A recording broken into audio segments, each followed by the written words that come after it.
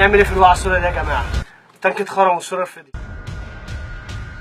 خلاص يا بابا، انا هكلم ادهم صاحبي، ابوه بيعالج الحاجات دي. ماما يا ماما، احنا لازم نتصرف حتى لو هنروح لهم هناك. خلود مالك يا خلود؟ عيب قوي كده، هنفضل هنا لحد امتى؟ حد يتصرف. يا لهوي، طب انا ليه اعمل حاجه؟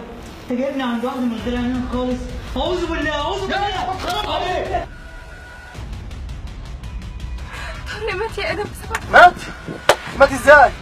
اسمع، السبب في كل ده خلود. انت لازم تسيطر عليها كويس. خلود ممكن تموتنا كلنا.